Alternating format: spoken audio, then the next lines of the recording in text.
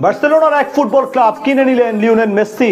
জর্ডি Alba, Gerard মার্টিনদের মতো তারকাদের উত্থান হয়েছে যেই কাতালান ক্লাবটি থেকে, সেটারই মালিকানা বুঝে নিলেন আধুনিক ফুটবলের এই জাদুকর। আতলেটিকো মাদ্রিদকে হারানো ও বার্সার সাথে ড্র করা কোন সেই ক্লাব যা কিনে নিলেন মেসি, সেটাই জানবো এই প্রতিবেদন থেকে। বার্সেলোনা ও লিওনেল মেসি, আধুনিক ফুটবলে এই নাম দুটি যেন এক অবিচ্ছেদ্য অংশ। কত শত রাত বল পায়ে স্পেনের এই শহরটিকে মাতিয়ে রেখেছেন আর্জেন্টাইন এই কিংবদন্তি, তার কোনো ইয়ত্তা নেই।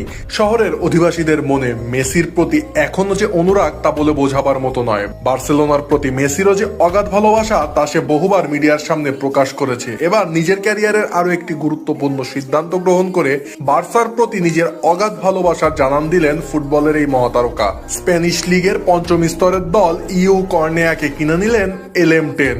বায়াক্স লোব্রেগাত ভিত্তিক এই ক্লাবটির সাথে মেসির আত্মিক ও পেশাদার টান অবশ্য বহু বছরের পুরনো, কারণ বার্সেলোনায় কাটানো সুদীর্ঘ 17 বছরে তিনি এই ক্লাবটির গুরুত্ব এবং তৃণমূল পর্যায়ে থেকে প্রতিভা অন্বেষণের ক্ষমতা খুব কাছ থেকে পর্যবেক্ষণ করেন। কেননা কর্নেয়া কেবল এক সাধারণ ফুটবল ক্লাব নয়, বরং এটি ইউরোপীয় ফুটবলের অন্যতম শক্তিশালী এক প্রতিভা তৈরির কারখানা হিসেবে পরিচিত, যেখান থেকে বিশ্ব ফুটবলের তারকা ফুটবলার জর্ডি আলবা, আর্সেনালের বর্তমান সময়ের নির্ভরযোগ্য গোলরক্ষক ডেভিড রায়া এবং বার্সেলোনার বর্তমান দলটির রক্ষণভাগের অন্যতম ভরসা জেরার্ড মার্টিনের মতো প্রতিভারা উঠে এসে বিশ্বমঞ্চে নিজেদের সামর্থ্যের প্রমাণ দিয়েছেন।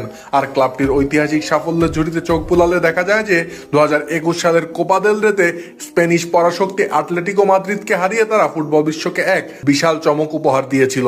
এমনকি সেই টুর্নামেন্টের পরবর্তী রাউন্ডে বার্সেলোনার বিপক্ষেও তারা অত্যন্ত লড়াকু ফুটবল খেলে ড্র করার উপক্রম করলেও যদিও শেষ পর্যন্ত বার্সা ম্যাচটি জিতে নেয়, তবে ভক্তদের হৃদয় জয় করে নেয় কর্নেয়া। এমনি